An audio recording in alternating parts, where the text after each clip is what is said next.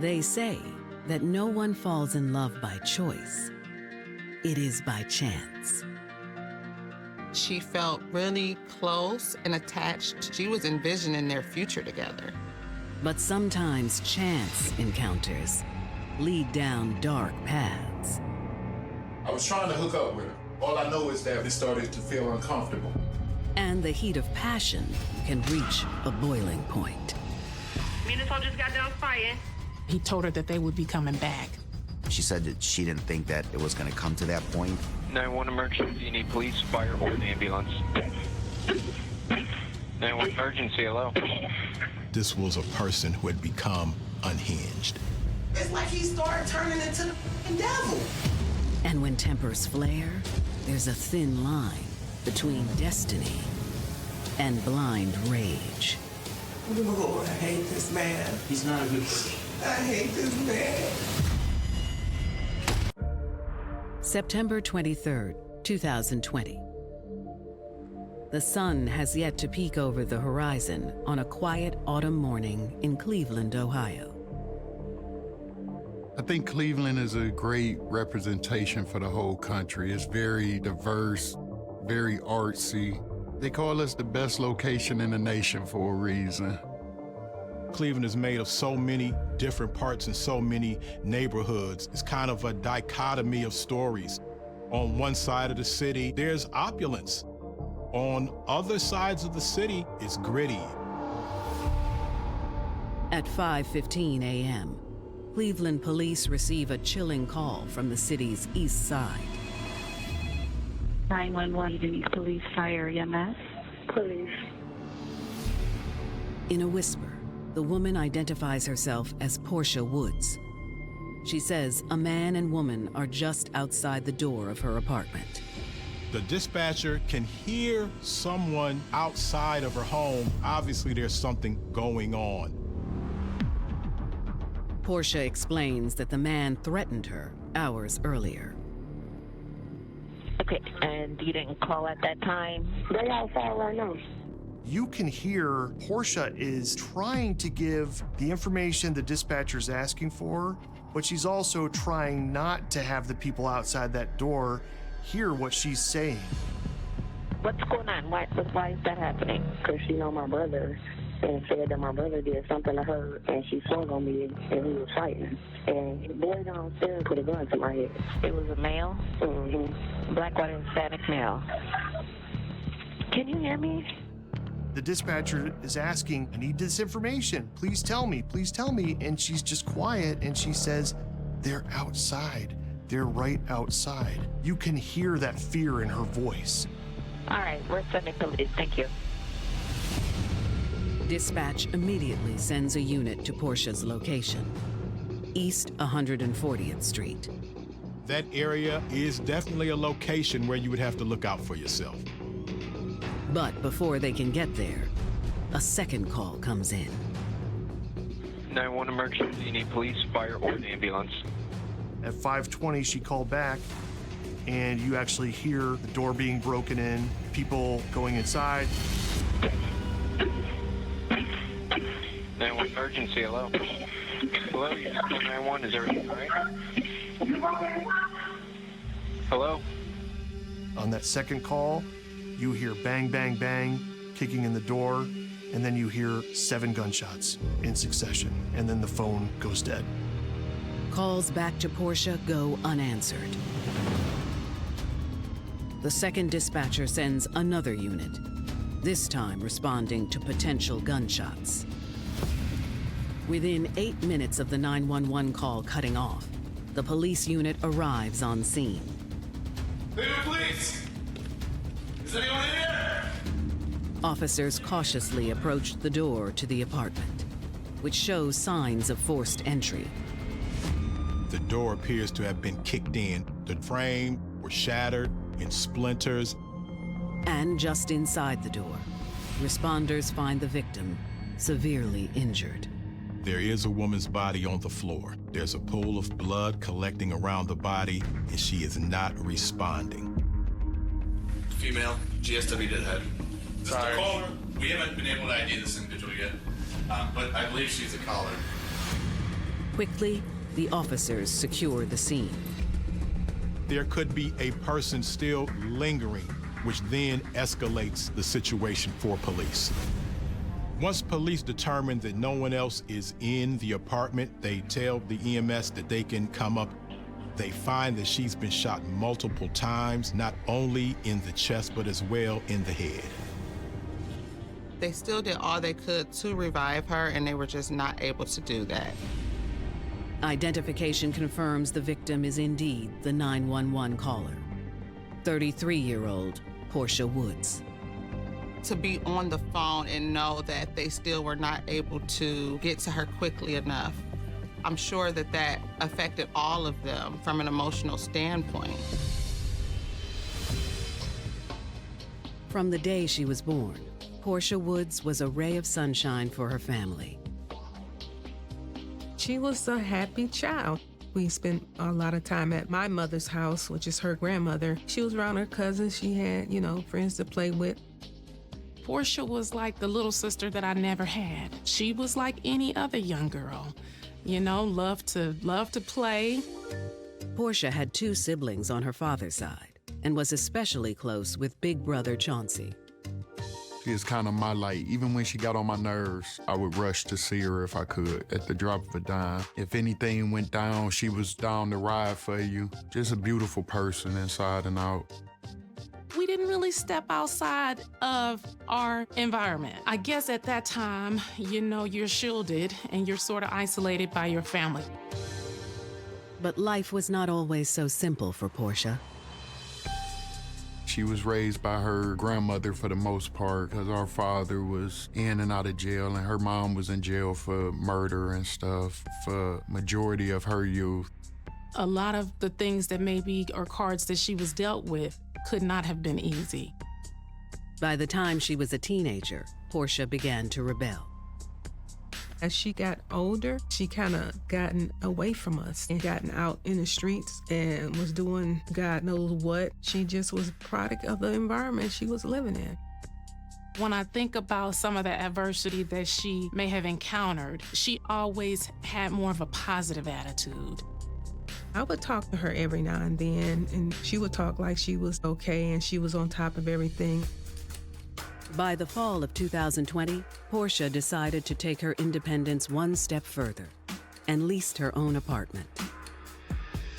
Portia had got this apartment up on 140th and Kinsman, and when she first got it, I was like, Portia, you could live anywhere in the world. Why would you choose to live on 140th and Kinsman, And she was like, brother, I'm just happy to have my own place, and I respected that. When it was time to move in, Portia's brother was there to help. I think I took her like a kitchen rack over there, microwave, hook her cable up. I was being a big brother. Being able to provide that for yourself, that was something that was important to Portia, to be in her own space, and she cherished that. But now, just a few weeks later, Portia's cherished new home is the scene of a horrifying crime. She went through a lot, and she did not deserve to die in this way. And when police descend to the downstairs apartment, they discover another mystery. Hey guys, we got another open door here. The door jamb was broken. You could tell there was forced entry. Do Cleveland police have a violent rampage on their hands? They're looking at potentially 2 different burglaries that happened in the same apartment building. Hey, police, anyone in there? On September 23, 2020, 33-year-old Portia Woods has been found shot to death inside her Cleveland, Ohio apartment. That first 911 call, you could hear people outside of her door. There's more than one. And she's talking about the people from downstairs. Well, then at 5:20, she called back, and you actually hear the homicide occur. 911 emergency, hello. Now, Cleveland police have found signs of another break-in downstairs. They tactfully enter the apartment. Is the apartment open? Yeah, it's more century too. Hey, police, anyone in there? The apartment is empty. Are Portia's neighbors her assailants or victims of a bigger crime spree? The neighbor's apartment showed signs of forced entry as well. And so when police get there and they don't have an explanation. Back upstairs, detectives continue processing the crime scene inside Portia's apartment, trying to piece together what happened. She was shot 6 times, and it was basically at point-blank range. My experience being shot that many times, it's personal. They had to have known each other. They kicked in this door with one goal in mind, and that was to kill Portia Woods, and that's exactly what they did. The evidence also suggests that Portia had been waiting on her attackers. She got hit on the knife, a hammer. Yeah, she looked like she was ready for something. There was a baseball bat that she had. She knew she was in danger. Portia was pulling out anything that she had to be able to feel prepared and ready to fight off the danger that she was anticipating. She knew these people were coming through this door, and she called back to 911 because she wanted to have a record of what happened to her. The question now is, who was she waiting on? Police turned to neighbors for help. Pretty early on, there was a mention of a neighbor that lived across the hall from Portia. The neighbor, who identifies himself as Bus, says he witnessed Portia arguing with a man and woman hours earlier. It was a fight in the hallway. There was a fight that took place prior to those 911 calls. I think it was approximately 2:30 in the morning.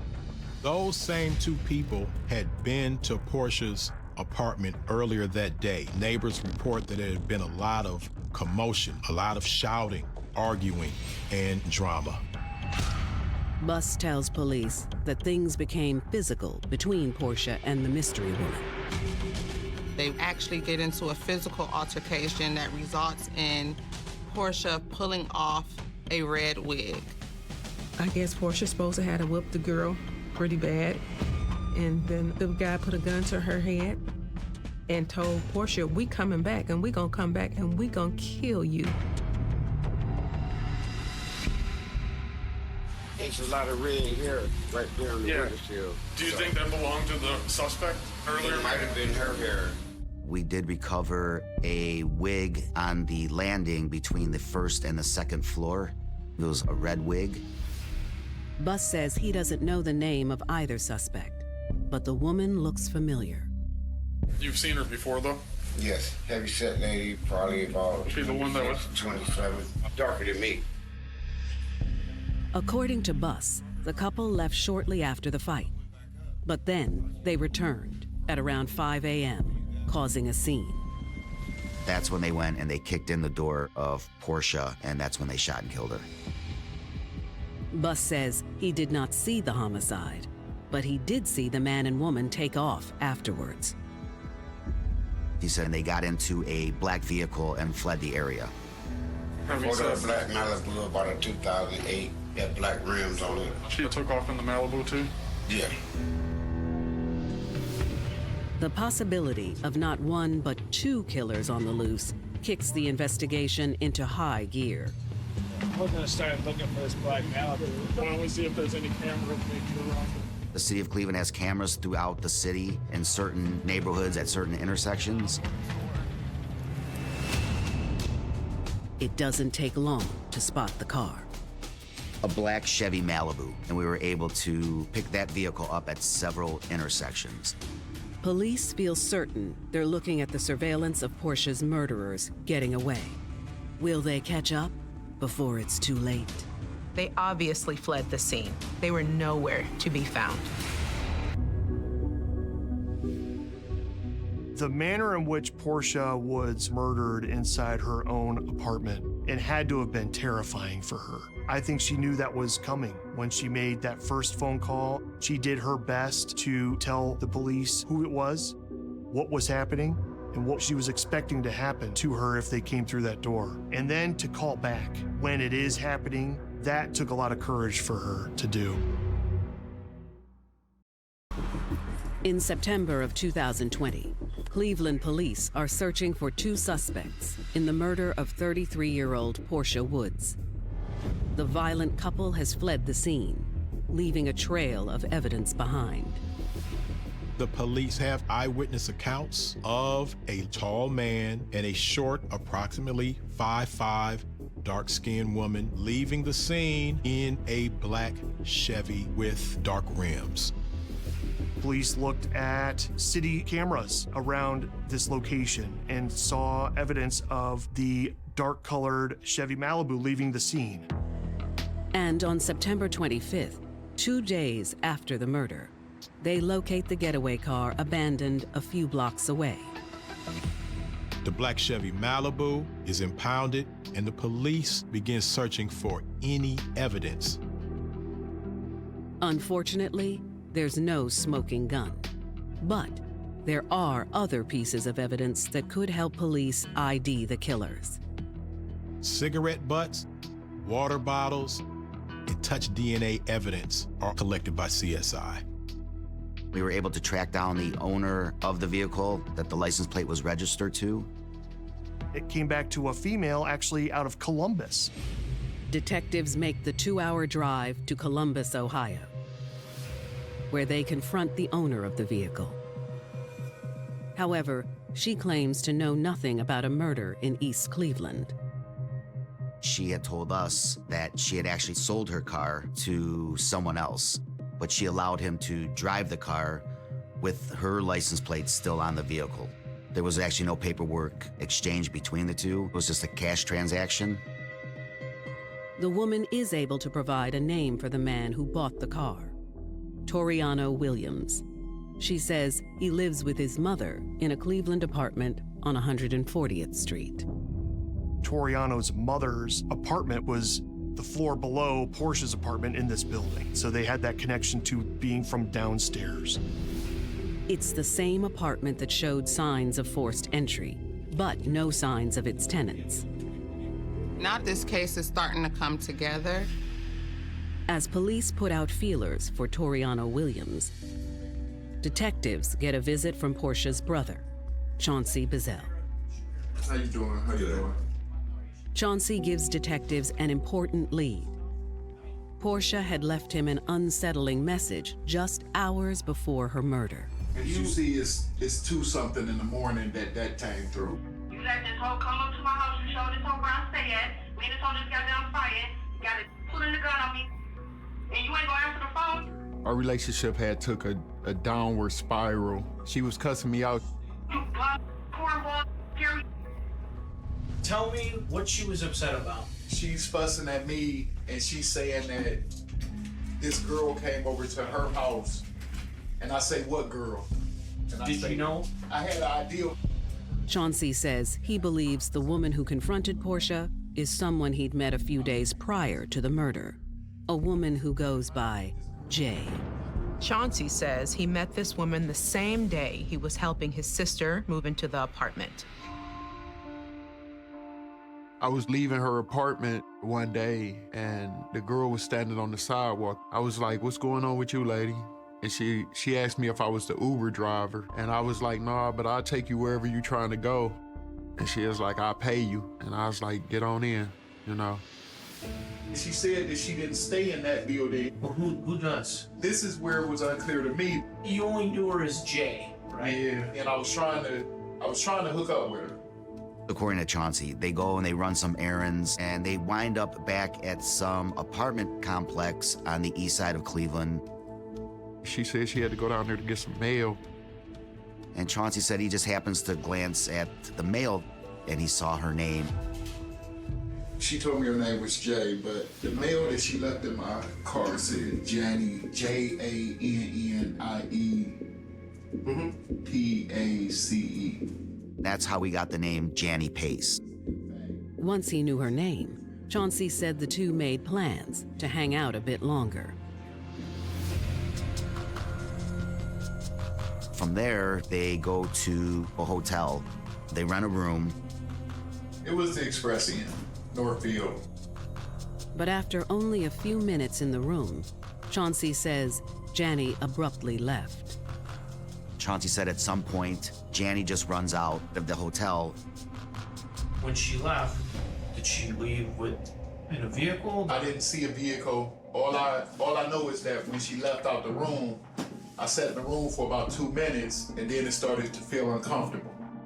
Chauncey says after a few minutes, he called Janny and got another surprise.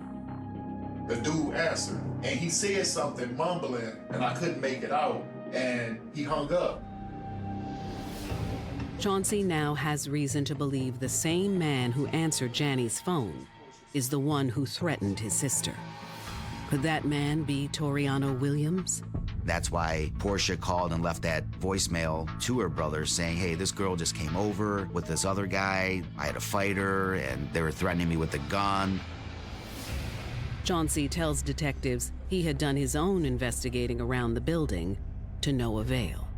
My sister Portia told me that she had a problem with the guy that stayed up under her in the building before, over things like they would lock her out of the building and things like that.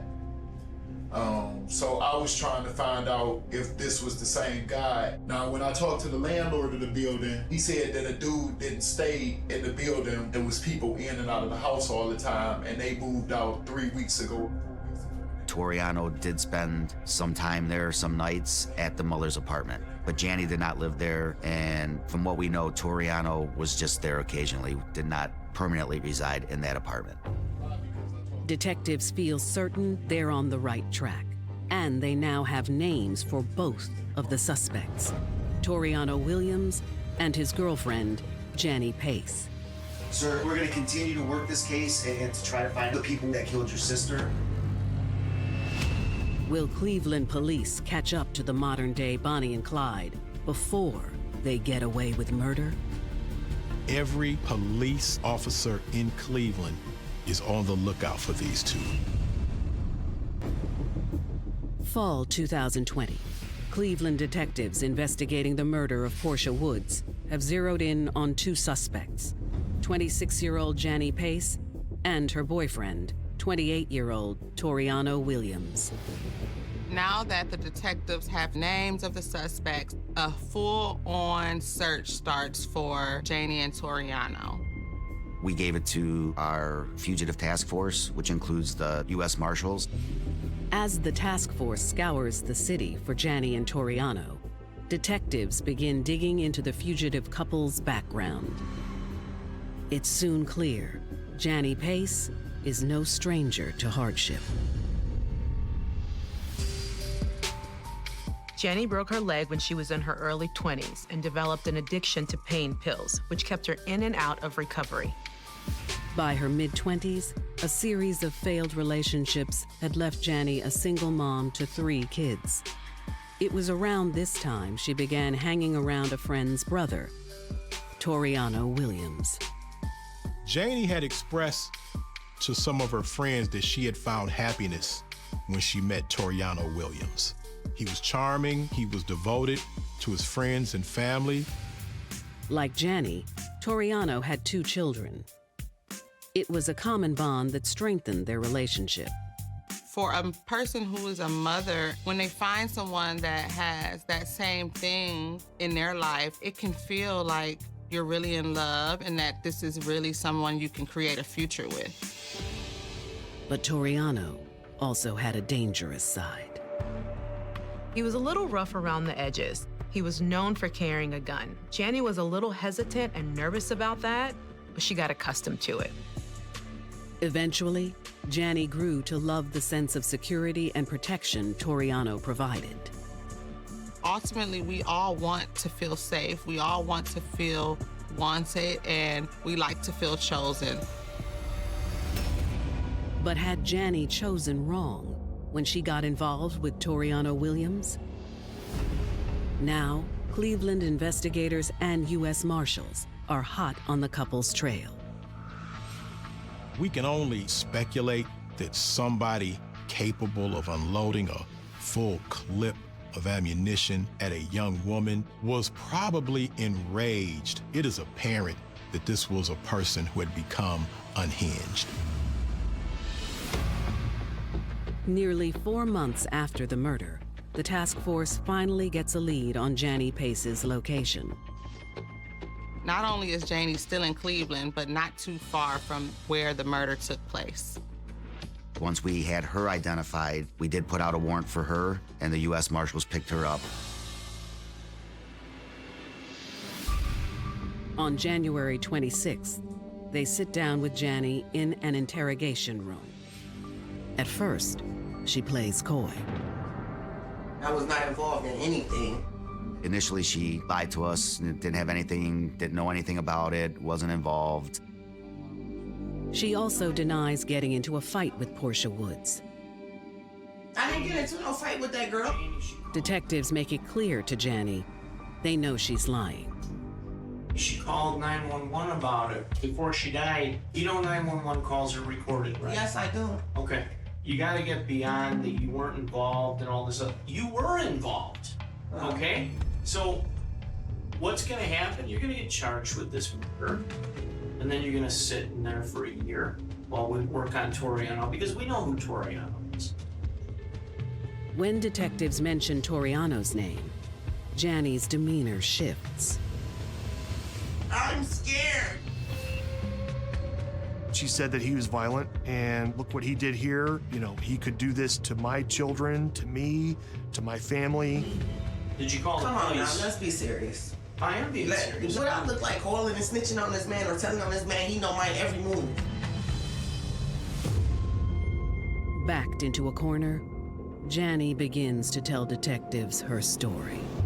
I'm over it. I'm over it. Okay. I was there. We got into a fight. That took a while for her to inch up closer and closer, and then finally admitting to being there when Toriano killed Portia. He get this look in his eyes, and it's like he turned to somebody else. January 2021. After a nearly 4-month manhunt, police in Cleveland have arrested one of 2 suspects in the brutal slaying of Portia Woods. Now, in an interrogation room, Janny Pace begins to turn on her former lover, Toriano Williams.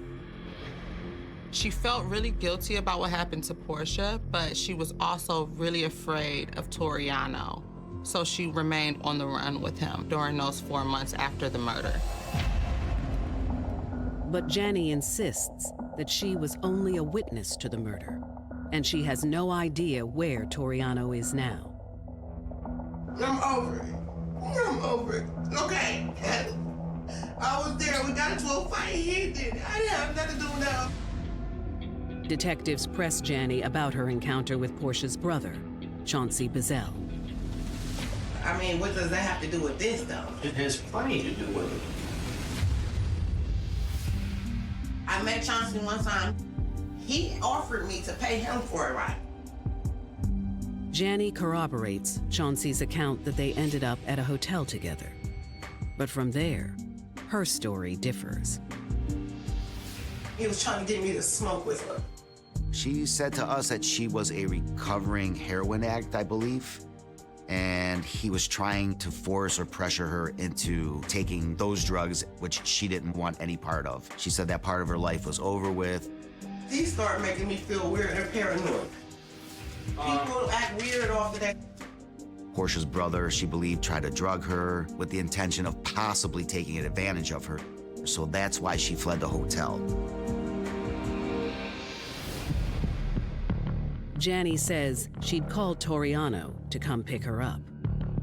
Do you remember Chauncey trying to call you to get you to come back? Yes. Who answered the phone when he called? Tori.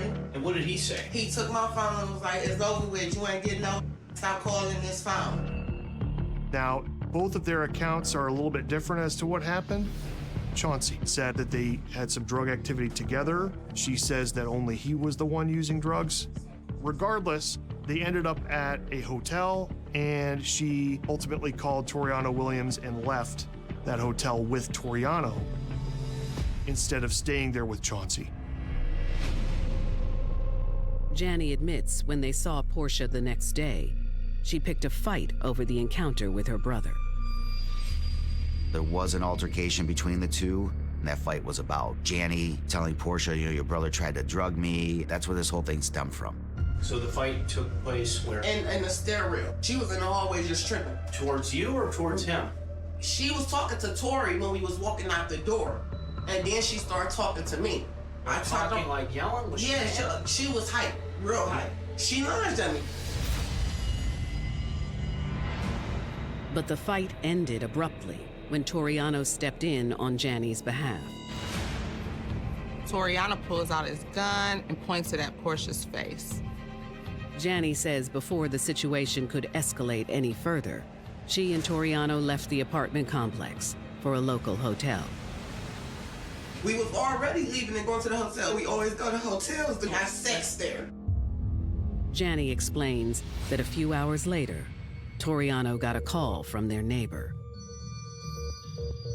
Sometime between 2:30 and 5 in the morning, Toriano gets a phone call from the neighbor across the hall from Portia saying, hey, that girl just broke into your apartment. I can't believe this went to my house. That's all he was saying. Toriano became really angry, really upset, and said that he wanted to teach Portia a lesson and headed over to her apartment. Tori got in his car. He went down there. Well, you were with him? Yes. He went back. Had his apartment been broken into? Yes. I Did think he the door say was something? kicked in. Sure enough, that door was kicked in. Jani said they'd go upstairs, and that's when they started pounding on Portia's apartment. They went right up to Portia's door, banged on the door, causing Portia to call 911 the first time. Minutes later, Jani explains that they kicked in Portia's door and found her yielding a familiar weapon. She had no weapons of her own in her apartment, so she had taken a baseball bat from Toriano's apartment. According to Jani, the sight of the stolen bat triggered Toriano. It's like he started turning into the f***ing devil. He came around the corner with the gun in his hand with this look in his eye. I was scared to even say anything to this man. She said that she didn't think that it was going to come to that point. She believed that they were just going to go over there and scare her. And I don't believe she thought that Toriano was actually going to do what he did.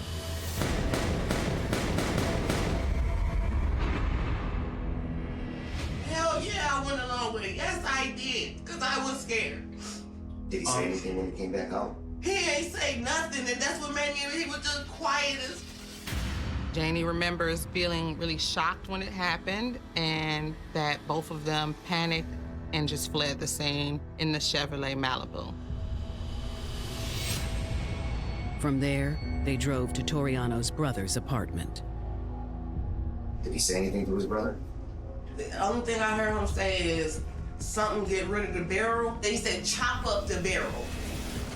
Jani says her and Toriano hid out at his brother's house for a few days, and then he dropped her off at her mother's house, abandoning the Chevy Malibu on the street. All of it is random and dumb as... It wasn't even, I don't even know this girl. We had no beef, no nothing. What was we even fighting for? It's a tragic situation. Yeah, tragic is an understatement. Yeah.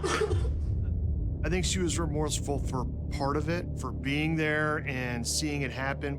But I think she had a little bit of a difficult time coming to grips with the idea that she was involved in this.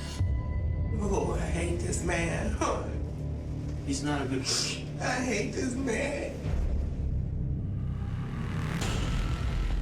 Within hours of Jani's arrest, the task force gets word that Toriano has been spotted, just blocks from where he shot Portia Woods to death.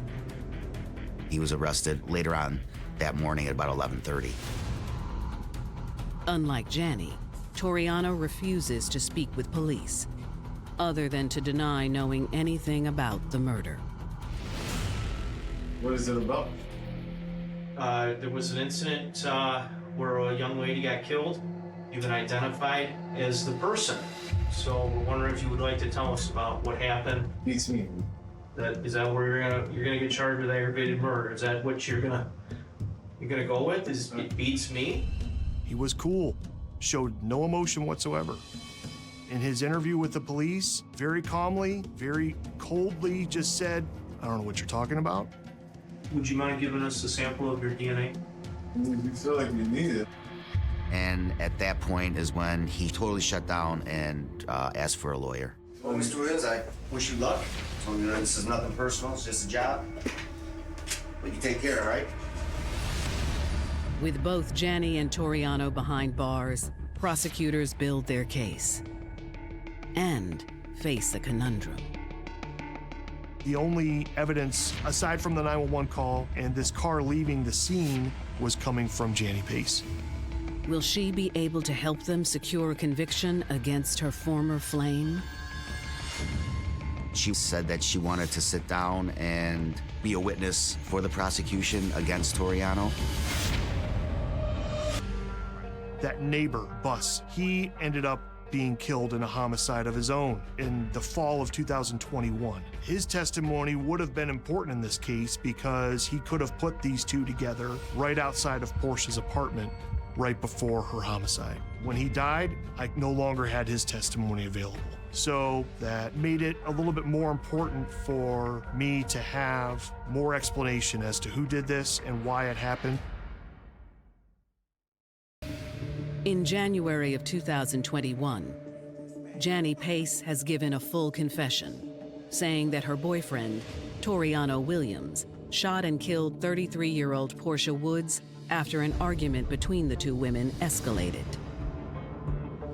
All homicides are senseless. I mean, simply coming out of an apartment building, asking if you're my Uber, and getting into a car with somebody that you have no idea who they are is what ultimately led to this whole series of events. But aside from Jani's confession, investigators have little else to build their case against Toriano. We knew from the shell casings that a 9mm was used, but the murder weapon itself was never recovered. Fortunately, Jani is willing to cooperate with prosecutors to help put her man behind bars. She said that she wanted to sit down and be a witness for the prosecution against Toriano. In exchange for that, she was hoping that she would get sentenced to a shorter amount of time. In March of 2023, charged with aggravated murder and burglary, Toriano faces a jury. Them kicking in Portia's door and then going into her living space with the intent to cause harm to her is itself its own crime. That's aggravated burglary, especially when they then commit that violent offense against her inside the apartment.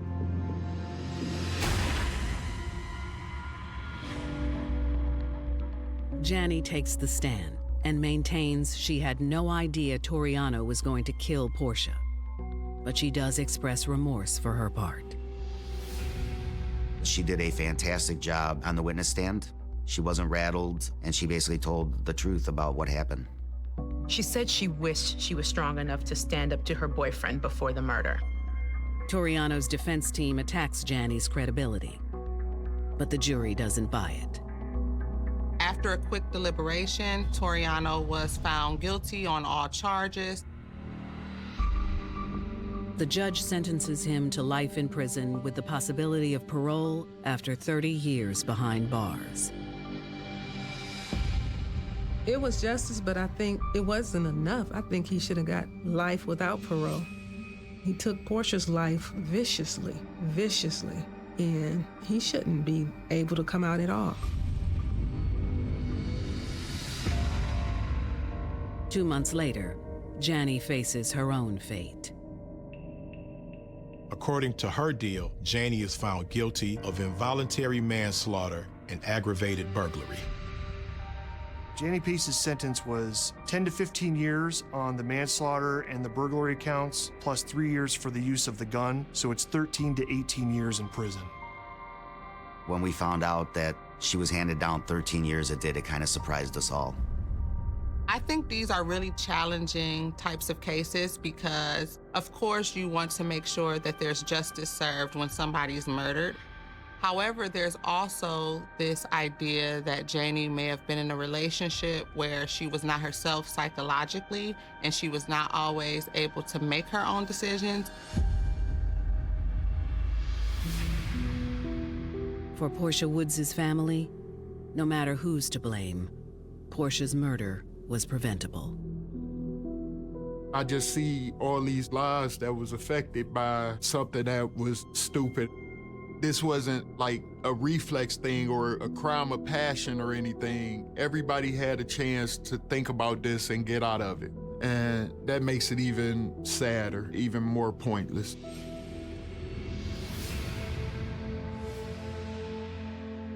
Sometimes, chance encounters can lead to beautiful things. But when that chance encounter threatens the one you love and sends them on a path of vengeance, someone innocent may end up paying the price.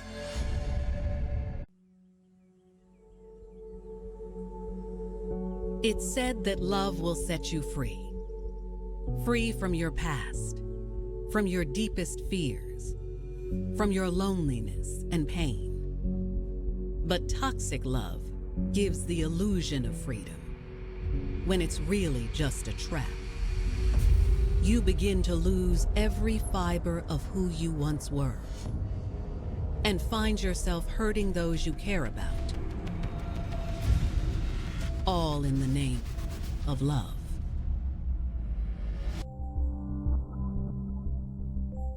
February 16th, 1995, Detroit, Michigan. The bleak winter day seems to mirror the hard times that have fallen upon the once thriving industrial city. The city changed from a factory city where there was money, where there was a great economy, to a time where people were suffering. We have a lot of factories that closed, a lot of hospitals that closed. There was drugs that entered the city. So that brought about crime, that brought about violence.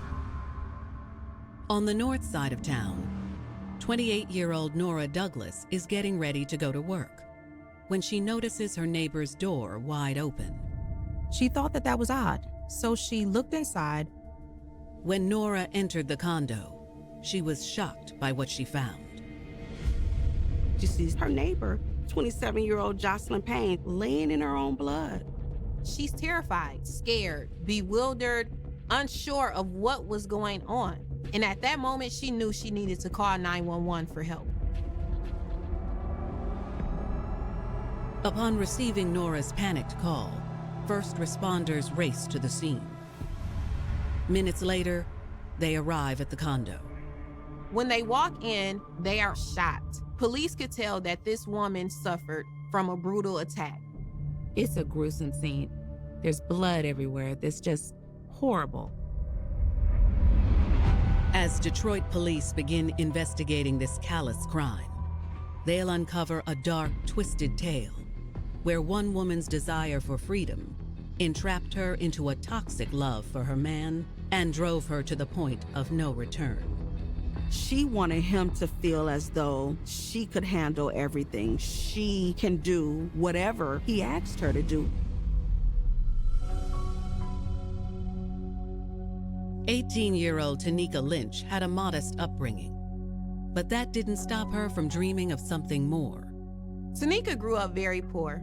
She had to rely on herself from a very young age. On top of that, her father wasn't around, and the only male figure she really knew was her mom's boyfriend. He was very abusive, so this caused a great strain for her and her mom. Tanika used her creativity as an outlet for the struggles she faced. Growing up, I was very creative. I drew, I wrote poetry. I was good at a lot of things. But what Tanika wanted more than anything else in the world was to become a Hollywood actress. I always wanted to be famous. I wanted to move to Hollywood. And I just had the big dream of seeing myself in fur coats and diamond rings and having a paparazzi follow me around. She had a desire to succeed. She wanted to get out of Detroit and make something of herself. But before Tanika could accomplish her dreams, she needed to save up the money to do so. Tanika needed to find a means for earning money and saving money so that she can make her transition to LA happen. She basically was ready to sacrifice and do whatever it took to get her where she wanted to be. In the summer of 1994, Tanika's friend introduced her to someone who could help her make the money she would need for her big move. 38-year-old Drew Glover. Drew was a drug dealer.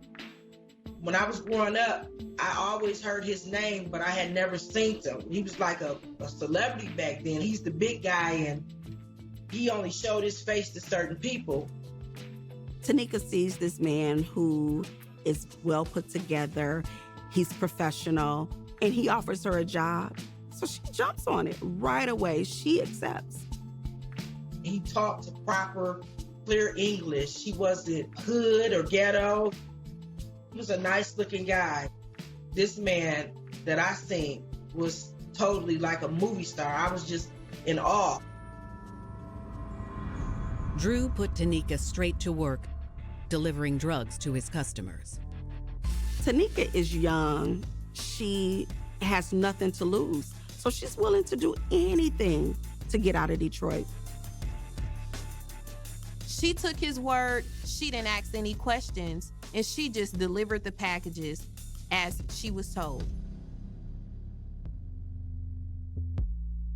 Tanika quickly became Drew's hardest worker and was soon bringing in $700 a week.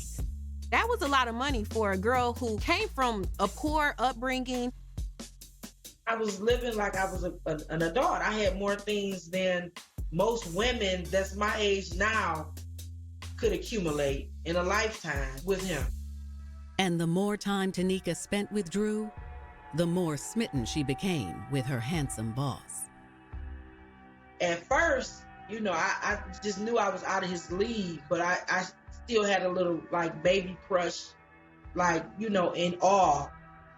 Here's this man that people practically revered and feared, and that was an aphrodisiac for Tanika. She both loved it and was thrilled by it. She grew more and more infatuated. Tanika eventually made her feelings known to Drew. And the more she puts herself out there, the more he's receptive. He was very surprised and amazed at my intelligence and how mature I was to be the age that I was.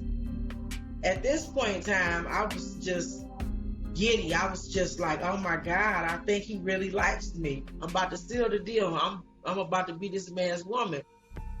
Despite their vast age difference, the two spent the night together. And from then on, Tanika was Drew's girl. Me and him started getting serious after that. We started having sex on a regular basis, and he basically was calling me his girlfriend. He became more than just her boss. He was her lover. He was her friend. He showered Tanika with the attention that she craved since she was a young girl. She thought that was love. Tanika's home life was unstable, and Drew was the one who put the pieces together. He made her foundation solid. She didn't have the love of her mom or her dad there. She didn't have someone supporting her. She had to always depend on herself. When she found Drew, she thought that she had hit the lottery. But little did Tanika know that her love for Drew would soon drag her down a violent and blood-stained path. One that would ultimately cost her everything she ever hoped for herself. She completely forgot all about her own hopes and dreams. She really just lost control. She couldn't believe what she had done. February 16th, 1995. Detroit police have just arrived on the scene of a brutal murder where 26-year-old Jocelyn Payne has been found dead. The victim's body was found with 12 stab wounds and a gunshot to the back of the head. Police begin to process the crime scene and search for clues. Officers, they initially note that this looks like a robbery gone wrong. The apartment was trashed. Everything was just ransacked. It was things knocked over and just really looked chaotic. In the closet, there was a safe and it was empty. They are convinced that there's something valuable that has been taken from the premises. They're trying to figure out what it was and who could have done it. But soon, police will learn this was no ordinary robbery. When detectives dig deeper, they'll get a break in the case that points them in the direction of an unlikely suspect. A young woman who was willing to do whatever it took to prove her loyalty and love to her man. She wanted to do anything at that point to make him understand that she was down for him. He said, "You better be careful what you ask for, little girl, because I'll take you on a ride and you'll never get off." In the summer of 1994, Tanika Lynch thought she had found the man of her dreams in her handsome boss, Drew Glover. Drew was my everything. He gave me things that I had never thought I would ever have.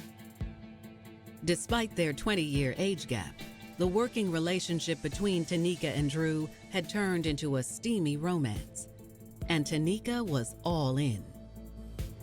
She is no longer thinking about, sailing off to Los Angeles to become an actress. It was intense. Just this love that she's never experienced before. She never wanted to leave his side. Little did Tanika know that her obsessive devotion to her man would ultimately cost her everything and drive her to commit horrendous sins, all in the name of love. The only person who meant something to me was this man. And that's all I wanted to do was please him. February 16th, 1995, 10 a.m. Detroit police are investigating the grisly murder of 26-year-old Jocelyn Payne. From the state of the body, authorities estimate she had been killed roughly 4 hours earlier. She had been stabbed 12 times and shot in the head. The apartment, it's a wreck. It's ransacked, stuff is everywhere. Initially, first responders suspected a robbery gone wrong. But considering the callous nature of this crime, detectives surmise Jocelyn must have known her killer. It looked so bloody and brutal. There was no way the police could believe that it was not personal. They realized she was executed. Detectives hope Jocelyn's neighbor, Nora Douglas, may have seen something or someone that could provide police with their first lead. The detectives decide to go back to the neighbor who called 911 to see if she can shed any additional insight into this case. And in speaking with Nora, detectives are immediately in luck. Nora tells them Jocelyn had recently broken up with her boyfriend, Sean Little. The neighbor admits to the police that Sean had been running with some pretty tough crowds. He had a dangerous rep around town. Quite naturally, the police are now wondering whether Jocelyn's murder has anything to do with her boyfriend. Detectives started looking into him immediately. After returning to the station, detectives run a background check on Sean Little to see what they can dig up. To some of their surprise, Sean Little is already under investigation by the feds. He is supposedly a part of a large drug trafficking ring. Detectives learn that federal agents have not yet been able to track down Sean. He's seemingly gone into hiding. But they have arrested the alleged kingpin of the drug ring, 38-year-old Drew Glover. Drew was busted for possession of cocaine just a couple of months ago. What they have found is that the victim's boyfriend, Sean Little, he works for the drug lord Drew Glover. Drew was a very dangerous man, and sometimes he would get Sean to do his dirty work. Everyone knew that if Drew got involved, it could get deadly. Could Jocelyn's murder have had something to do with this seemingly violent drug ring that her ex-boyfriend was a part of? Before detectives can really begin digging into this theory, a witness comes forward with new information that will turn the case on its head. After Jocelyn's murder hit the news, one of the guys in her neighborhood thought of something that might have helped the investigation. The neighbor tells detectives that on the day of the murder, he noticed a young woman sprinting from the building. She had fur coats and a bunch of other stuff, and he thought that was kind of odd. Initially, he didn't think much of it, but now that Jocelyn's murder is an issue, he realizes that she may have had something to do with it. Detectives ask if he has any idea who the young woman was. The more he thought about it, he realized that the woman he saw running was Jocelyn's old roommate, Tanika Lynch. The officers are really intrigued now. How does Tanika fit into all of this? What was her role and why? When detectives begin looking into Tanika Lynch, they immediately find something else that piques their interest about the 18-year-old. Detectives find out that Tanika's been visiting Kingpin Drew Glover while he was in jail. They see the logs. They know that she has visited him multiple times. They even found that there was a phone call made to Drew within hours before Jocelyn's murder. At this point, detectives, they doubt that this is a mere coincidence. Police head to the address Tanika last used on the jail visitation logs, a motel on the north side of town. After getting her room number from the front desk, they make their move. They order her to come outside and surrender. Officers did not know if Tanika was going to be armed and dangerous. After the brutal nature of the murder scene, officers don't know what to expect.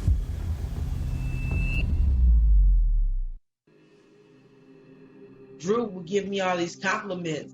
He started to say, "You're my little project." And at the time, I didn't know what that meant, but I just wanted to be it because of who he was. Him telling me, you know, how smart I was and how he was impressed.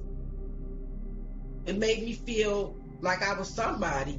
Nobody had said those things to me. For a man of his caliber to tell me that I was intelligent and mature for my age, it just boosted my ego.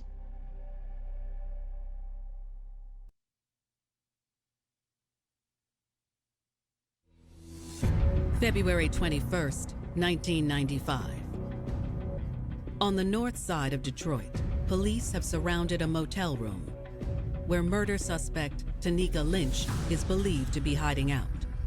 Officers did not know if Tanika was going to surrender at her own will or if she was going to make a run for it. After the brutal nature of the murder scene, officers don't know what to expect. Fortunately, though, Tanika is more cooperative and more demure than police expected. As the detectives tell Tanika to raise her hands, she complies without any hesitation. I was just in complete shock and just scared to death, not knowing what's going to happen next, what kind of evidence they got on me. As Tanika is en route to the station, police begin a search of the room. What they find is $1,600 in a bag and 2 fur coats. What they didn't find was the butcher knife or the gun that was used in the murder. Investigators bag the evidence and head back to the station to question Tanika.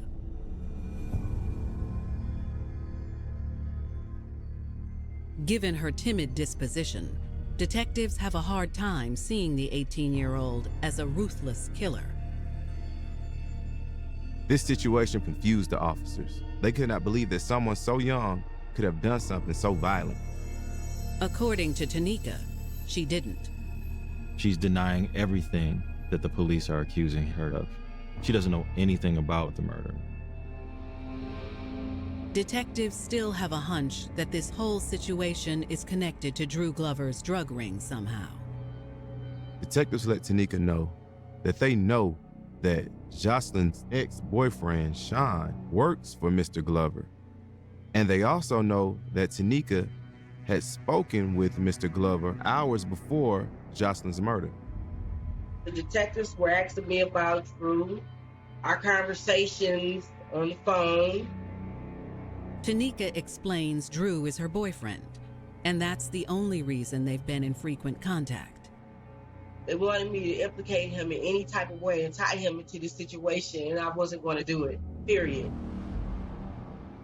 Detectives decide to try another approach to get Tanika to talk, an appeal to her compassionate side. Police then showed Tanika the pictures of Jocelyn's lifeless body in the crime scene. It's a total nightmare. There's blood everywhere. And that's the game changer. Tanika starts to break down at this point. Tanika, she offers her confession. I killed Jocelyn. It just grew on my conscience, and it just ate me up inside. But detectives are surprised when Tanika refuses to say anything more about what happened and completely shuts down. Tanika admits that she killed Jocelyn, but she refuses to explain her motives. She refused to tell detectives how it went down, and she also refused to tell detectives why she did it. In search of their missing motive, detectives decide to pay Drew Glover a visit at the Wayne County Jail, where he's currently incarcerated. They still want to know, why was Tanika in contact with him just an hour prior to killing Jocelyn? Detectives asked Drew, did he know anything about Jocelyn's death?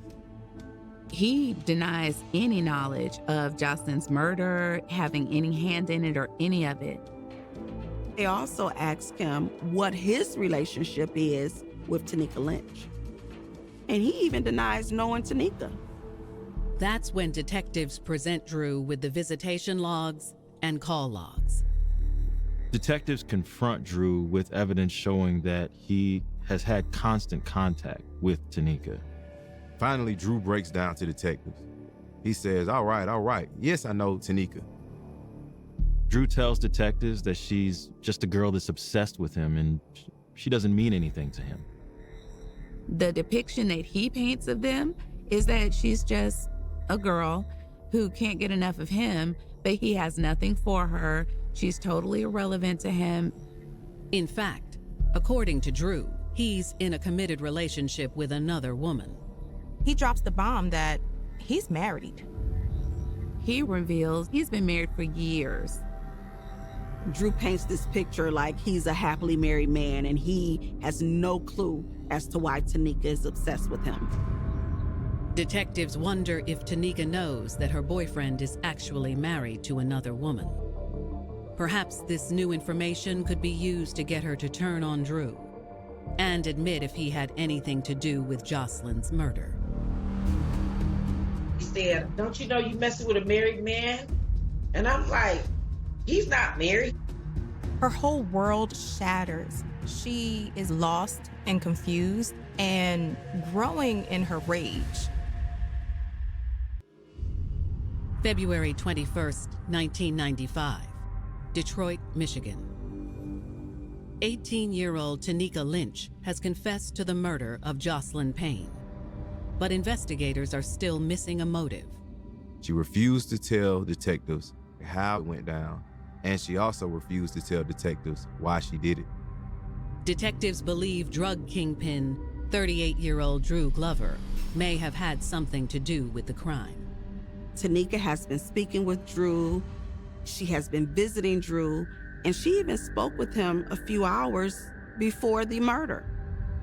Tanika says that Drew is her boyfriend, but she flat out denies Drew's involvement and says he has nothing to do with this, and at the time he was in jail.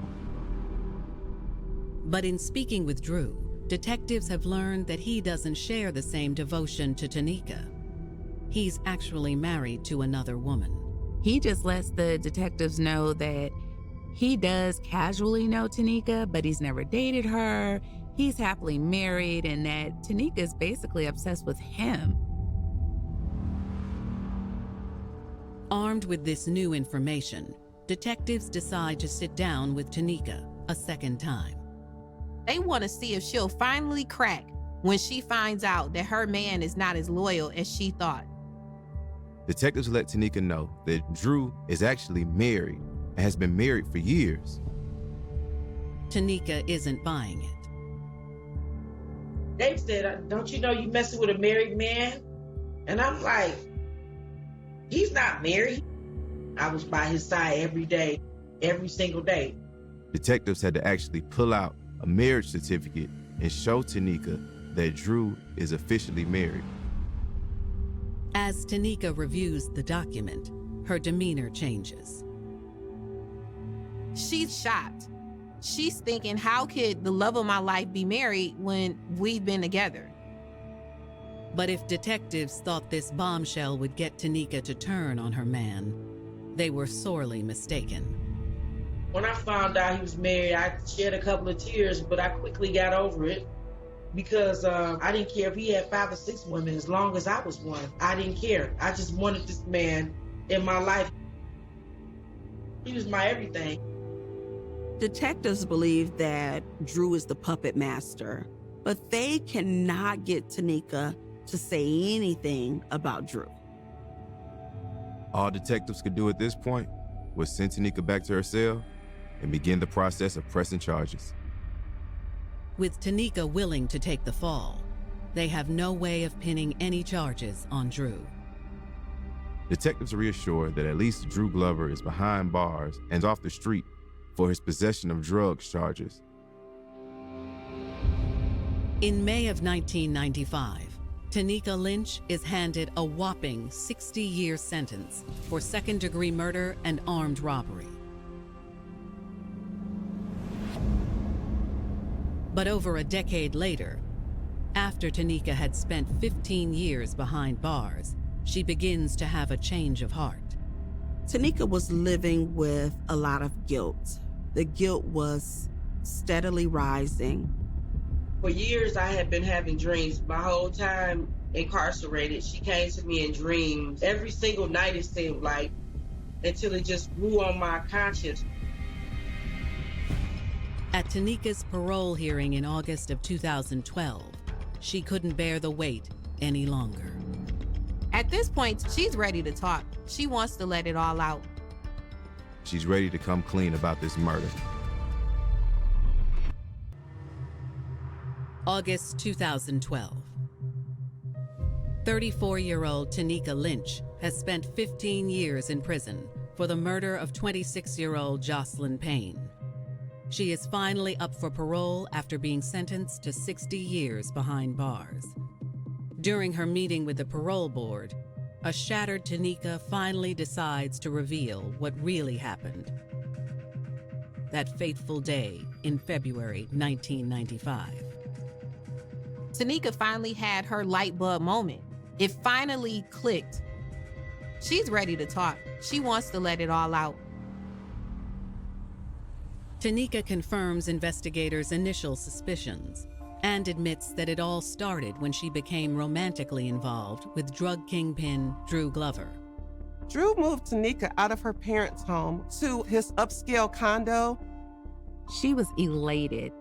She saw this as being a huge indicator that Drew was serious about her and that she had a future with him. Basically, at that point, that I was on top of the world. I mean, I'm going from living in a rundown house. So I just was like giddy. I felt very important. Tanika and Drew shared the condo with Drew's second in command, Sean Little, and Sean's girlfriend, Jocelyn Payne. From day one, we hit it off automatically. It was like she was my new best friend. Like, she just was an awesome person. At that point, Tanika had been helping Drew deliver his drug shipments for weeks, but he soon rewarded her with even more responsibility. I got like a promotion. I went from being his crack house worker to his right-hand woman. I just was happy to be by his side. That's when he really started grooming her, teaching her about the business and spending so much time with her. They essentially were inseparable for a good bit of the time. Being Drew's girl and new right hand gave Tanika a sense of power. The respect that I got from being with him, people feared even saying anything wrong to me. They treated me like a little queen. You know, don't mess with Drew's girl. You know, respect her at all costs. I mean, the world was mine. But everything fell apart in January 1995, when Drew was arrested on drug charges by federal investigators. He called me and he told me that he had got arrested, and I broke down crying. Drew told Tanika he needed someone to protect his product until he got out of jail. I did what he told me to do, and I went and picked up the drugs, and the street value of it was maybe $25,000 worth, and I held on to it until he gave me further instructions. I didn't give it to anybody. Not even Drew's former right-hand man, Sean Little. After Drew was busted, all of his crew was on the run from the feds, and they all were trying to get in contact with me to get these drugs from me, especially Sean. They had started out the business together back in the 80s. Sean was furious that Drew left Tanika in charge of the operation. Sean felt as if it should have been him. Tanika and Drew knew she would need to go into hiding to protect the drugs and herself. Drew told Tanika that Jocelyn and Sean could not be trusted. Even though she was afraid, she felt that this was her opportunity to let Drew know that she could do this. Anything that he wanted me to do, I was doing. I didn't care. It was all about him. All I cared about was making him happy. Tanika packed some bags and fled to a motel room that Drew had arranged for her. But it wasn't long before Jocelyn found out where she was staying. Jocelyn tells Tanika that she broke up with Sean. She wanted to get out of this drug business and turn her life around. Sean wouldn't leave Jocelyn alone, though, until she helped him get the drugs from Tanika. Jocelyn really tried to convince Tanika that Sean means business. You need to turn over those drugs before someone gets hurt. But Tanika wasn't hearing it. I'm telling her, no. Drew told me don't give anything to anybody, so I'm not giving anything to anybody. That's when Jocelyn gave Tanika an ultimatum. Jocelyn told Tanika that if she's not going to listen to reason, then Jocelyn's just going to have to give Sean her address so he can come and take care of her himself. She said, well, I'm going to just tell him where you at. Tanika was hurt that her friend would betray her, but she had no intentions of betraying Drew. I said, I thought we was better than that. I thought we was friends. And she said, don't put that friend in it. And when she said that, those were the words right there. And so it started a conflict between me and her. After the confrontation, Tanika knew Sean would be coming for her. She immediately got Drew on the phone. She gave him the whole rundown of what Sean and Jocelyn were up to.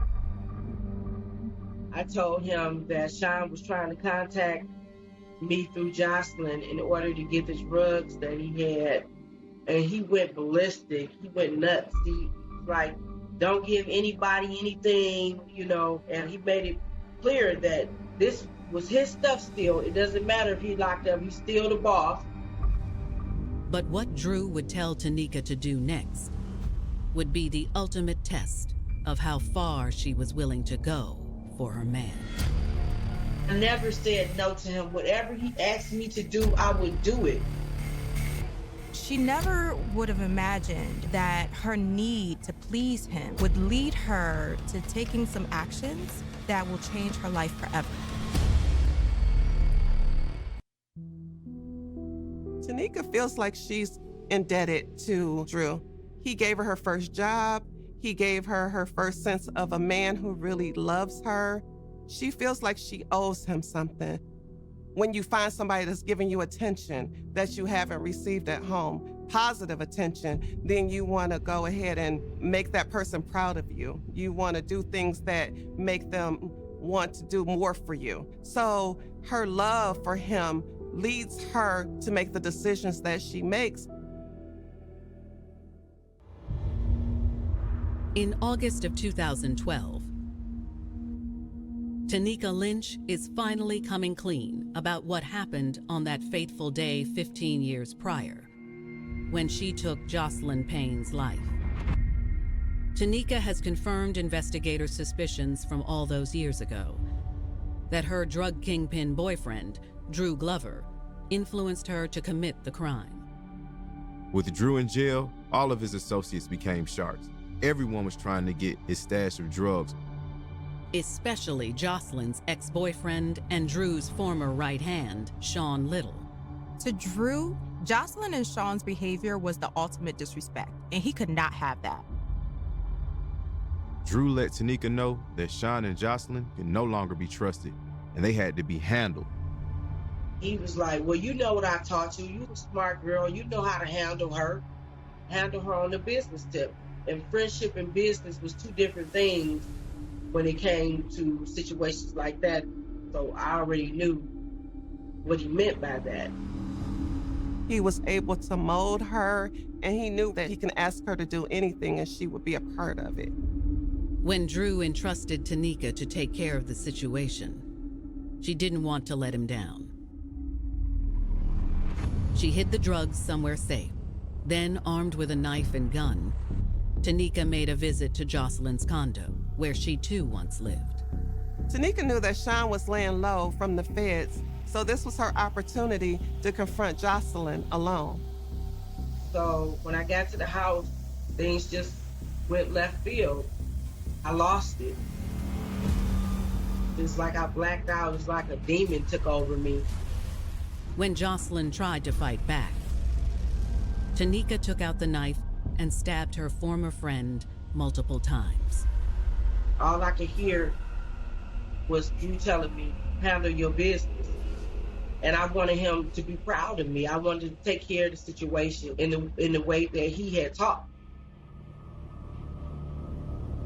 A blood-soaked Jocelyn pulled herself away from Tanika and turned to find a weapon of her own to defend herself. But Tanika was prepared. Tanika pulls out her gun and shoots Jocelyn in the back of her head. At that point, the reality of what had just happened set in. I was in complete shock that I had to do this, handle some business with somebody that I once loved and considered a friend. All of my feelings and emotions was just numb. I didn't feel anything. It felt like I was in a story. You know, it just felt unreal. Tanika admits that she then ransacked the condo to make it look like a robbery gone wrong. I didn't want to get caught, so I staged it. I went around the house and I started taking things that belonged to her and gathered the weapons up, ran outside and got in my car.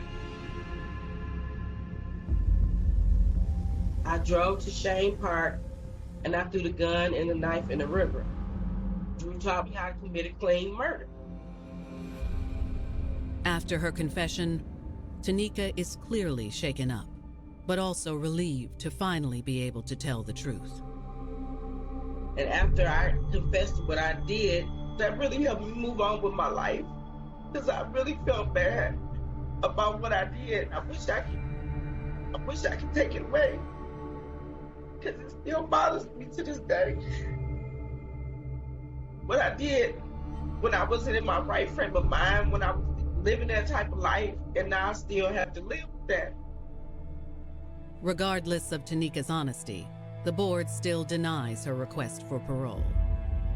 Tanika was that girl that was lost, like so many other girls, and she made the decision to trust a man. That one bad decision, it affected the rest of her life.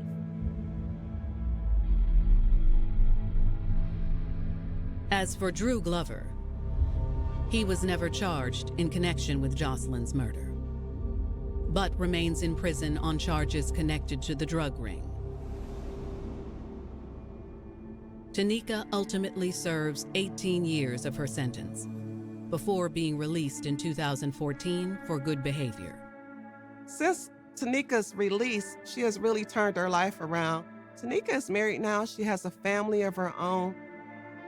Today, my life is just totally different. It's like a life that I didn't see for myself back then when I was younger. I never even thought that I would live to be the age that I am, nor be the person that I am today. Although Tanika's story is one of redemption, she'll never stop trying to make amends for the grave mistakes she made all those years ago in the name of love. Her love for a man made her lose herself. Women should never put another man ahead of themselves. They shouldn't lose sight of their true vision, their true purpose. I want to really give somebody a message. And sometimes you don't know what love is, so you take anything that somebody gives you as love when it's not. And you have to look within yourself and behind all the pain and all the tears and find that person that's dying to live deep down inside of you. And you have to first love that person so you won't allow harm into your life. It's said that love will set you free, but the type of love makes all the difference.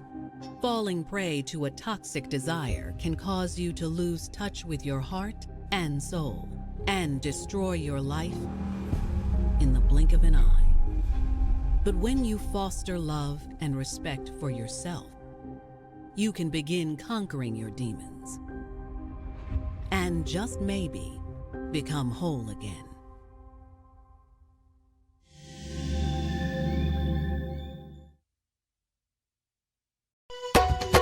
दुनिया दो दिन दी बंदावे मौत दमाल दुनिया दो दिन दी दुनिया दो दिन दी बंदावे मौत दमाल दुनिया दो दिन दी आए कर तू कुछ ख्याल दुनिया दो दिन दी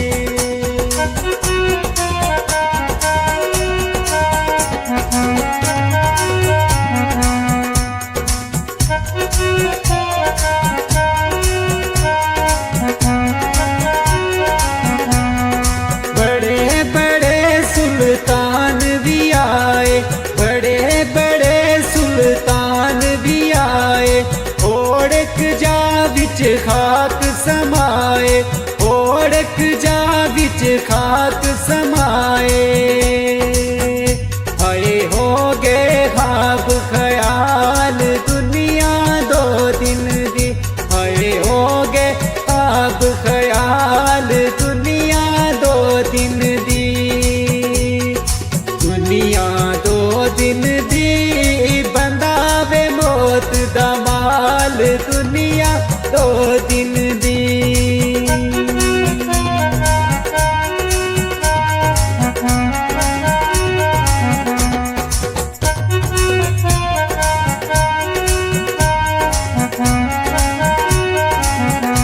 ऊंचे लम्हे महल बना दे ऊंचे लम्हे महल बना दे दगा फरेब ते जुल्म कमा दे दगा फरेब ते जुल्म कमा दे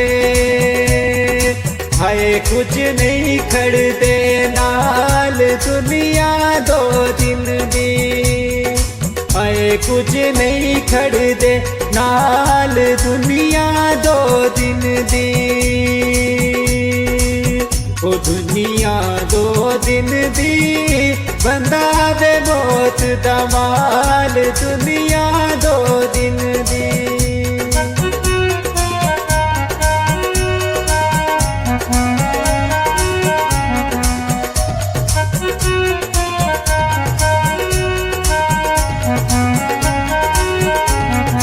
दुनिया देंदी दुख बतेरे दुनिया देंदी दुख बतेरे हीरा कोल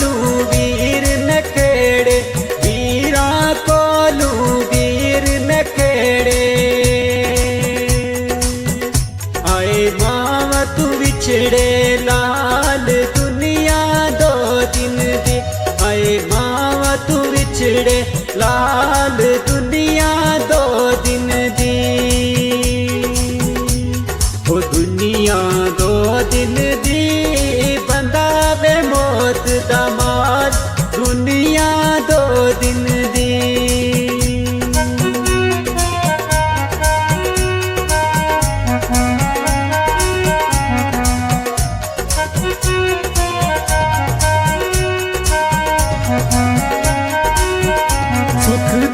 सजना सारे संगी सुख दे सजना सारे संगी नस जांदे जद आवे तंगी नस जांदे जद आवे तंगी हाय कोई नहीं गम दा प्याल दुनिया दो दिन दी ओह कोई नहीं गम दा प्याल दुनिया दो दिन दी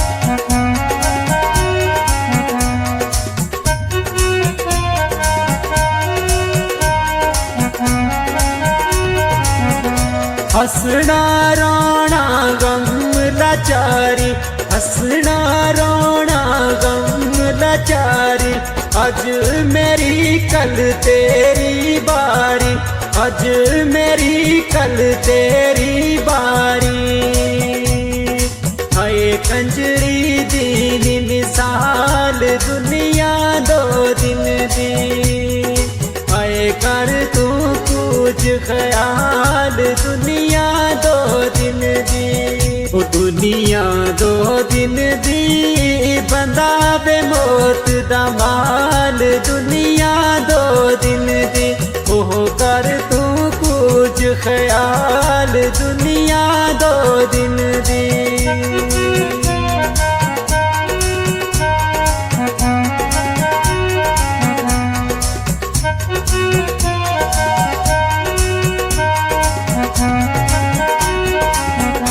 पुत वे तुड़ा नी मिट्टी दा वीरा पुत तुड़ा नी मिट्टी दा वीरा अपना आप संभाल बशीरा अपना आप संभाल बशीरा हाय मिट्टी मिट्टी दा माल दुनिया दो दिन दी हाय मिट्टी मिट्टी दा माल दुनिया दो दिन दी हाय कर तू कुछ ख्याल दुनिया दो दिन दी हाय कर तू कुछ ख्याल दुनिया दो दिन दी ओ दुनिया दो दिन दी बंदा मिट्टी दा माल दुनिया दो दिन दी हाय कर तू कुछ ख्याल दुनिया दो दिन दी हाय कर तू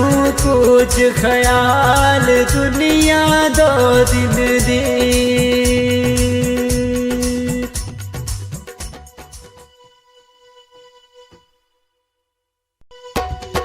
दुनिया दो दिन दी बंदा वे मौत दा माल दुनिया दो दिन दी दुनिया दो दिन दी बंदा वे मौत दा माल दुनिया दो दिन दी आए कर तू कुछ ख्याल दुनिया दो दिन दी